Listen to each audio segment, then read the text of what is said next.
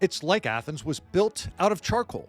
In 479 BC, the Persians are out. They've been defeated. The Greeks have won, but Athens was treated ruthlessly by the Persians. They burned everything. They dismantled the walls. They leveled everyone's homes. Athens is unrecognizable. So how is this truly a phoenix and out of the ashes story? It's incredible because this is a kickoff to a series of lessons. It's the Greek Golden Age, the classical age of Athens. I'm Mr. Hall. This is Ancient History.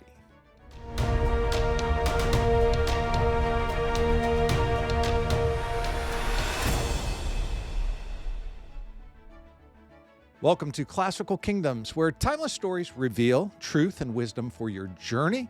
This is lesson number 34, your ancient history course. It's the Golden Age of Athens, kind of the kickoff of the true classical age. And we're looking at how Athens is a city of refugees, but it's soon to be transformed into the most powerful empire of the Mediterranean. And it really matters because Athens is the core beginning, and it's coming together in your classical journey in these decades after the Persian threat. So grab your notebook and pen because this lesson will take you decade by decade through the beginning of this classical age, the Golden Age of Athens. 479 BC, you can imagine being an Athenian staring at a pile of black rubble that used to be your street, your sacred temple, like the Parthenon, the sacred temple for Athena, your patron goddess of Athens. Your home's been leveled. Your neighborhood is gone. It's what the Persians left behind. So what's your top priority right now? You would probably want to rebuild the temples to honor the gods, especially the Parthenon for Athena. But no, that's not what you will do, because the Athenians swore the Oath of Plataea. Did you know about this? The Oath of Plataea vowed that they would leave these ruins as a memorial of barbarian impiety. A few big words there. Do you know what a barbarian is? To the Greeks, the barbarian, the Greek word barbaroi, those are the people that don't speak Greek. They sound like babble. And that's the Persians. Impiety being impious, being not religious, not respectful to the gods, to Athena, to all of them. And the Oath of Plataea was that they would leave these sacred places in ruins to be reminded. Now really think, what does that do to people as they are reminded of what Persia did? What is the political impact? Athens is a very political city. They've invented democracy. They want the people to stay on the side against Persia. So for 30 years, the Acropolis is going to remain a blackened boneyard of broken statues, and the people are going to turn to the need for security. Let's talk about walls. Let's talk about walls. This is an incredible development for Athens. These walls are significant, so significant that they're about to rebuild, fortify, and improve, that Sparta is freaking out. Sparta fears that Athens is going to become too strong, too fortified. Would Athens ever become a rival to Sparta?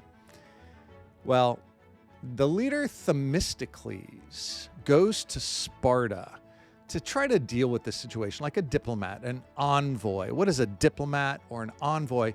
You know, you're going as a foreigner to talk to a different place because, you know, Sparta, I mean, they do speak Greek and they share some of the Greek cultures, but Athens and Sparta are very different places. They are not united by a government. The Greek city-states are independent, and Themistocles was a leader. We heard about him. If you're coming here from lesson 33,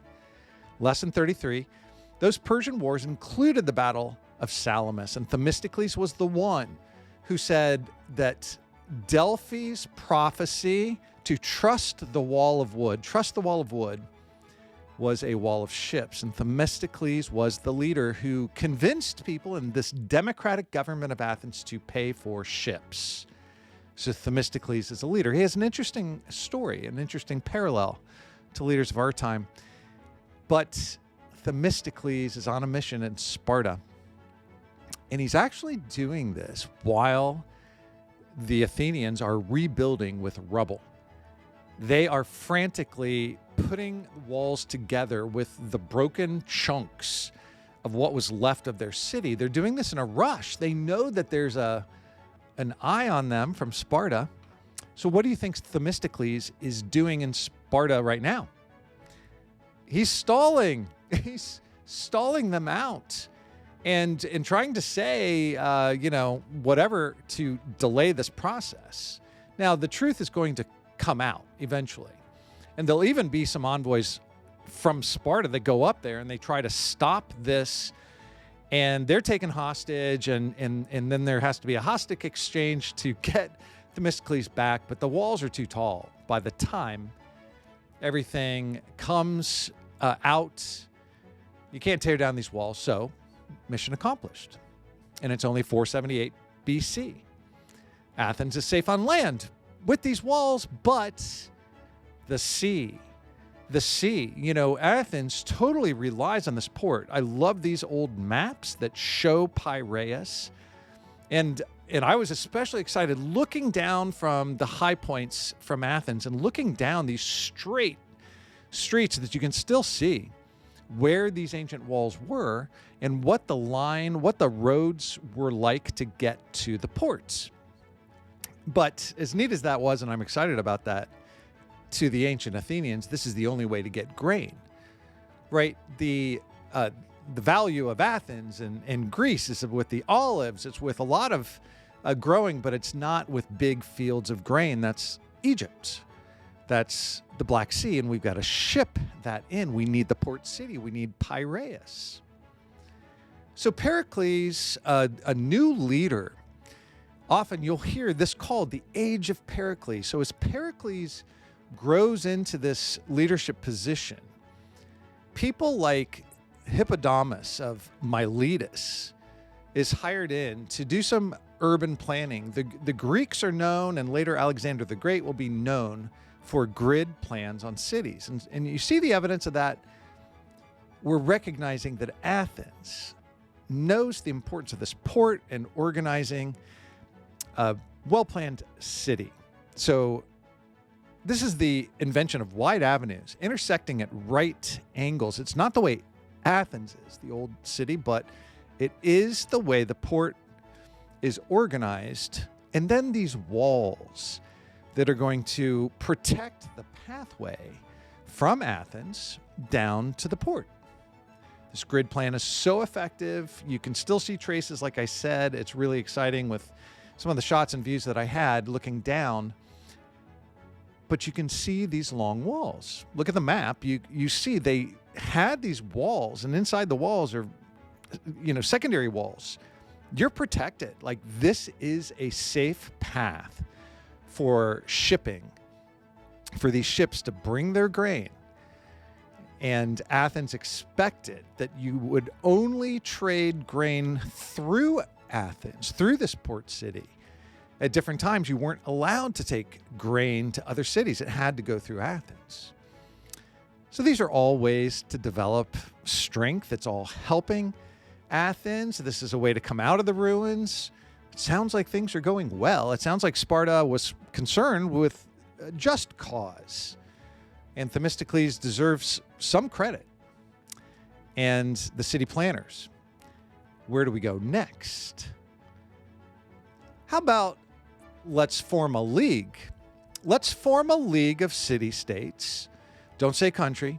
Don't say united Greek country. One question I want you to be asking, if Athens is going to have this golden age and be so strong, why doesn't Athens eventually become Rome?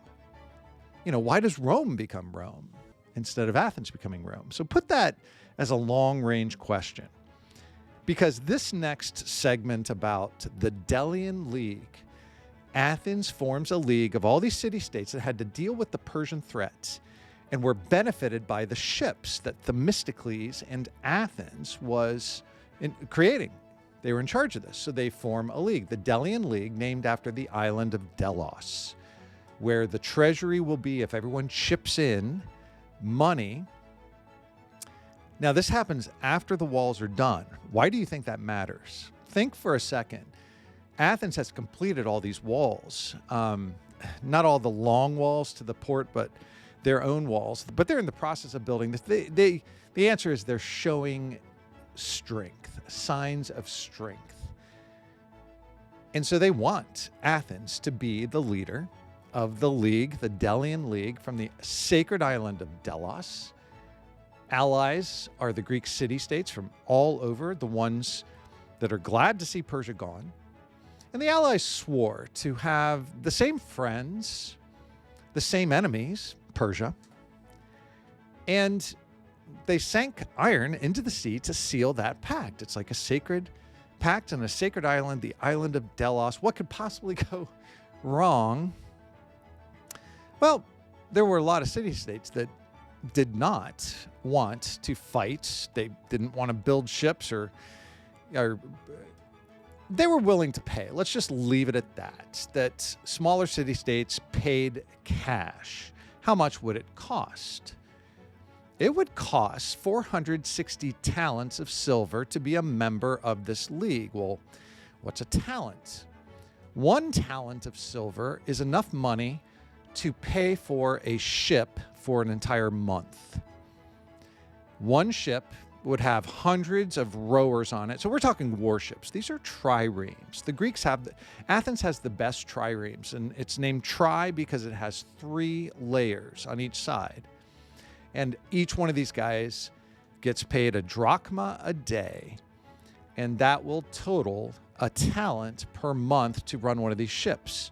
And so the annual membership fee is 460 talents, the equivalent of money to operate 460 ships for a month, roughly 1/4 of that. So call it like 12 ships for a year. 12 ships for a year. Does that sound like a reasonable price that you're going to pay for Athens to be in charge of the league, to provide this navy? The Athenian navy will be the protector of the seas.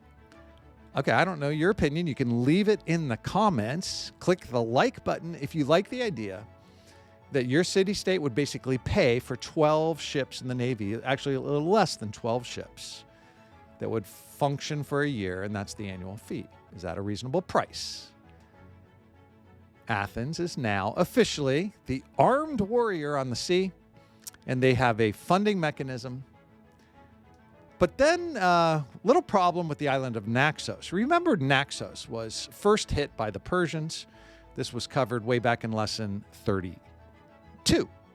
On their way to invading Marathon, Naxos tried to leave the alliance in 471 BC, thinking Persia's no longer a threat.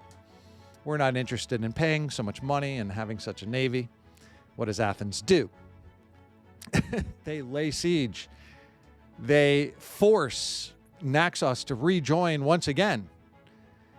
And then another city-state, Thasos, rebelled over their gold mines and the need to pay. Athens just besieged them, and for 2 years they seized all the gold and the resources coming out of that. By 454 BC, Athens decides for the third power move. I'm just telling you 3 power moves. You know, there's a ton of detail that I'm kind of skipping over. It is painting the picture of Athens, but be sure to check the links and check out Classical Kingdoms for the deeper dive into these topics, greater detail on how Athens is going to dominate, because in the year 454 BC, they physically move the treasury off the island of Delos. For security purposes, they move it to Athens. Now, these are the common funds that everyone is supposed to have if needed. Like if a city is physically captured like Athens, where would the League get the money to pay for their protection? Well, they're moving it to Athens, saying it's going to be better protected to be a part of the Acropolis. The common funds are now going to be in the treasury at the top of the Acropolis to make it glorified.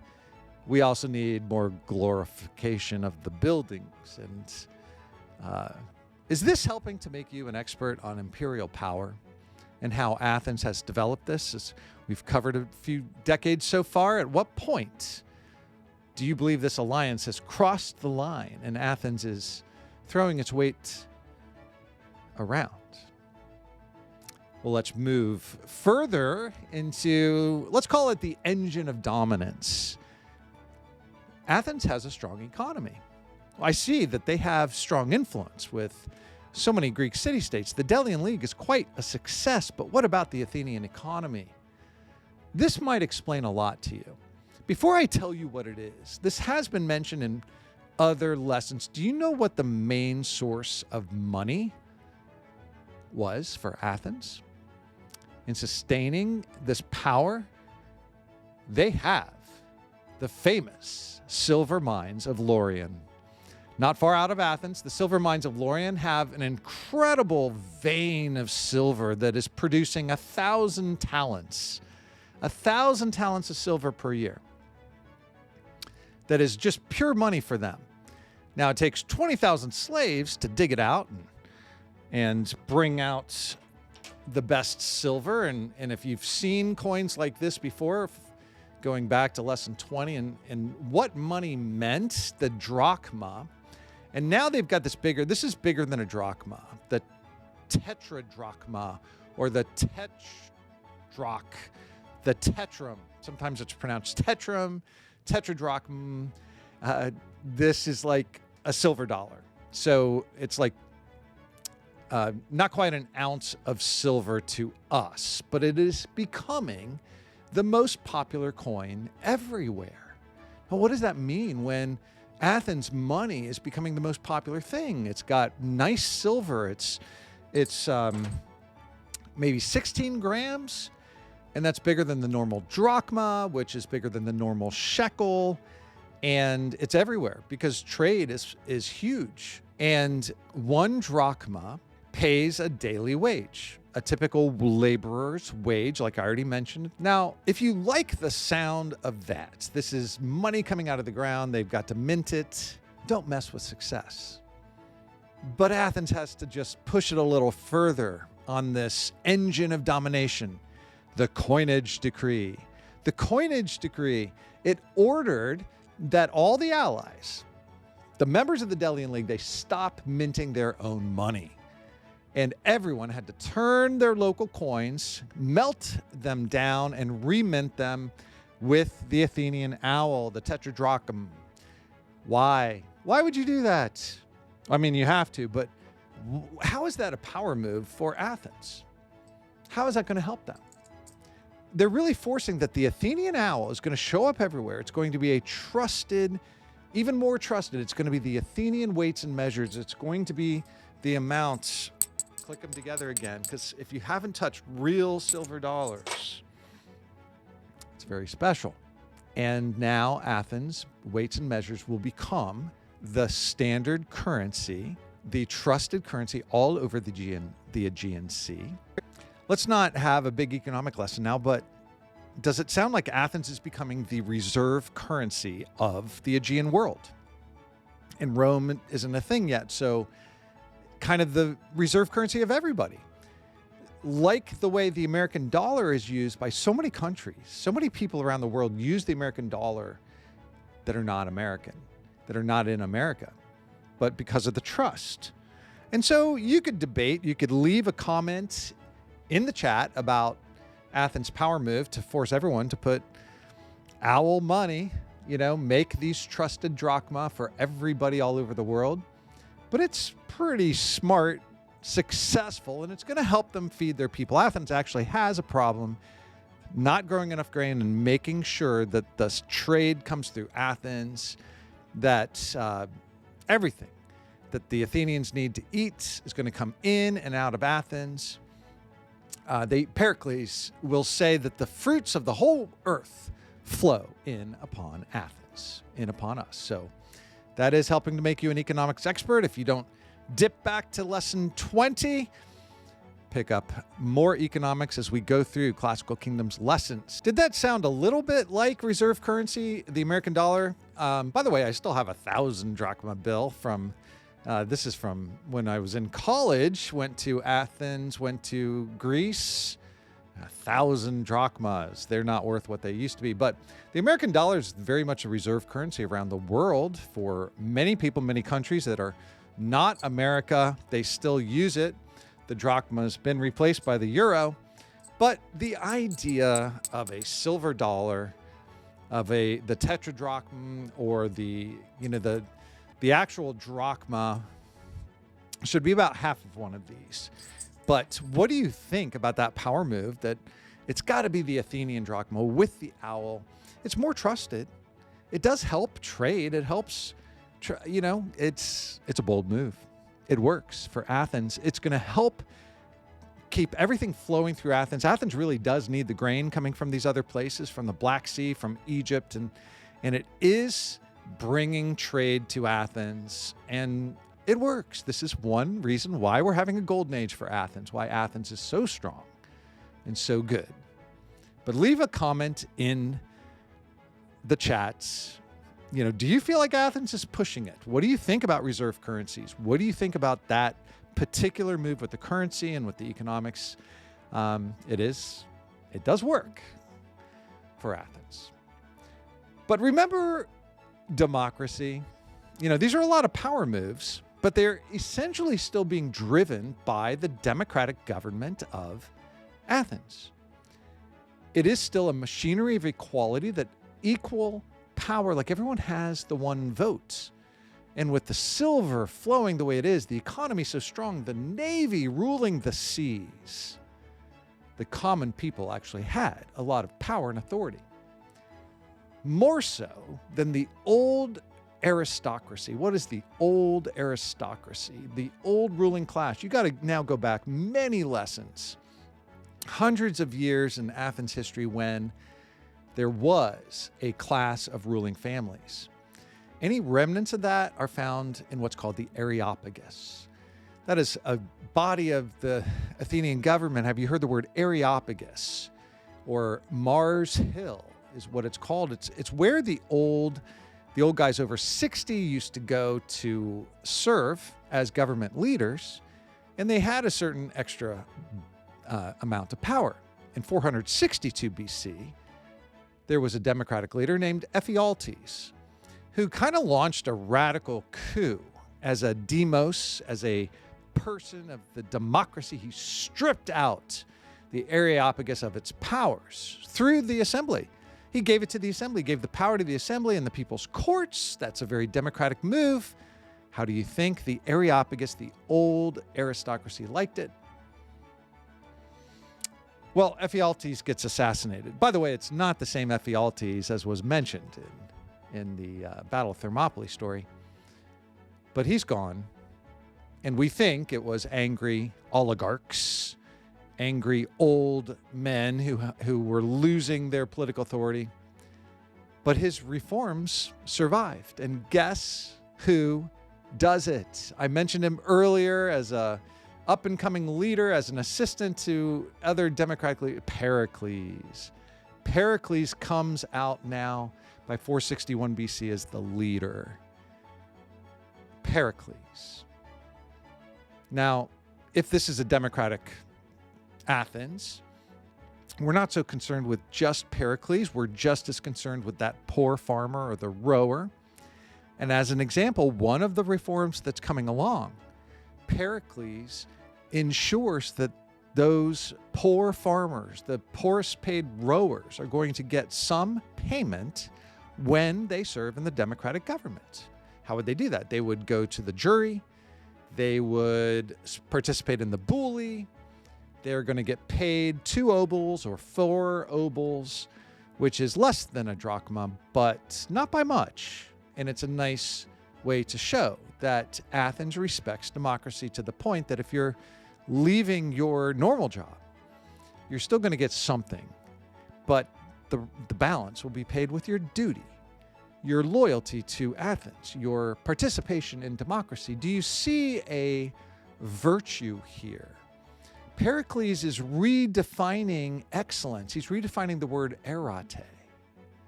Erate, what is erate? The Greek virtue of excellence. you might view it as trying your very best. And not only trying your best for your grades or for your results, but also trying your best because those results help other people. Erate, that's the Greek virtue. And this is helping to make you a political science expert a little bit, but also kind of checking into the values, the classical values that are so famous here in Athens. So do you think it makes sense for people to vote and be a part of democracy, to even get paid to participate as a government official? Do we do that in the United States of America? If you have a reaction to this, add it in the chat. Add it to your history notebook, because we're seeing the establishment of a democratic ideal in the golden age of Athens, and it really matters. But let's talk about Pericles, because in this decade, Pericles is becoming the undisputed leader of Athens. He had a rival named Cimon. Cimon was wealthy, handsome, and pro-Sparta. He used his own money to publicly feed the poor. Pericles wasn't really rich, but Pericles would use public money, the collected money, the tax money, to win over the people's favor. But for Cimon, he leads 4,000 soldiers over to help Sparta, but the Spartans rudely sent him home. Sent Cimon home, 4,000 troops home. This is humiliating to Cimon, who then gets ostracized. Ooh, ostracism. When's the last time we talked about ostracism? What is ostracism? It's a vote that the Athenians were famous for, to ostracize, to kick out, to give the silent treatment to somebody like Cimon, typically for 1 year or maybe 10 years. I think 15 was the max.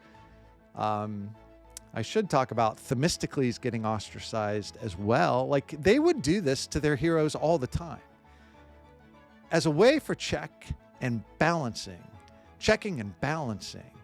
the power of certain people. And Cimon had a lot of power, but he's been embarrassed, and now he's ostracized, and it really leaves no one to check up on Pericles. And what could go wrong with that?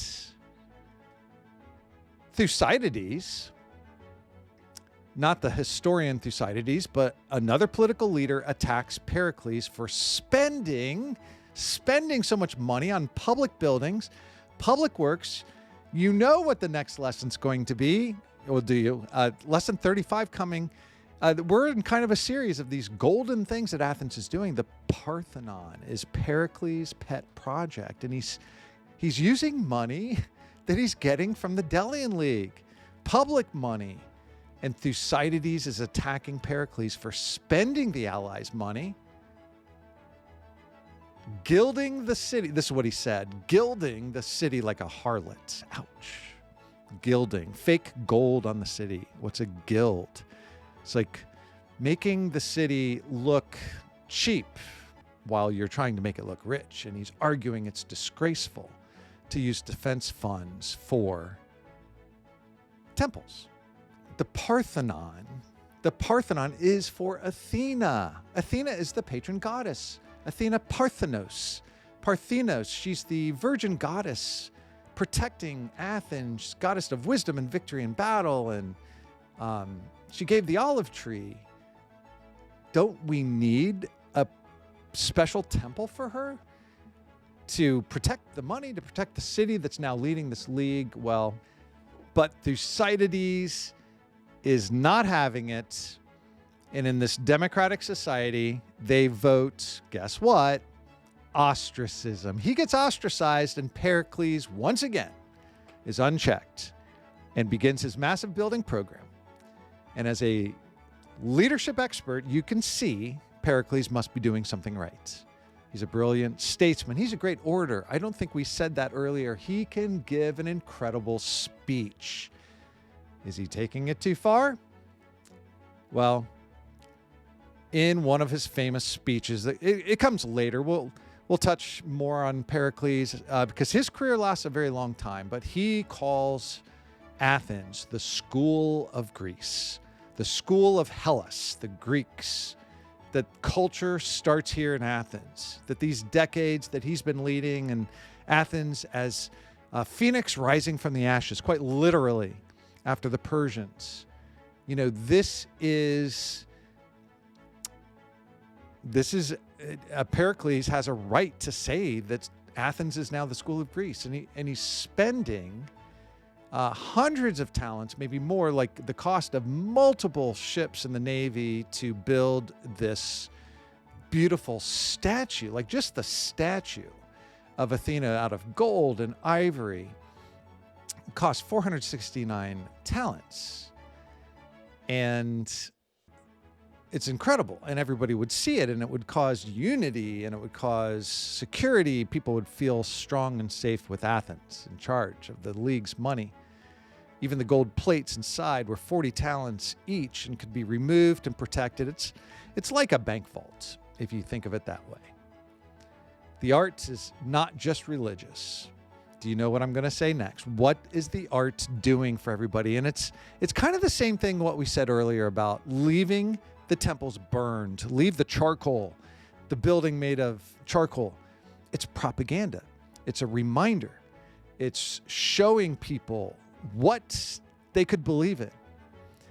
And even the art in the temple itself is showing that the regular citizens of Athens, they have processions of the gods. They're among the gods. They've elevated the democracy into the level of godlike status. And Pericles is proclaiming that Athens is a school of Greece. And he's taking divine authority to do it. And he's showing it in the art of the Parthenon. You can see it. You know, one of my favorite spots to visit is the Acropolis Museum, where they kind of pieced back together the fragments of this spectacular Parthenon, the one we're familiar with, the one we can still see. That's the one that Pericles built.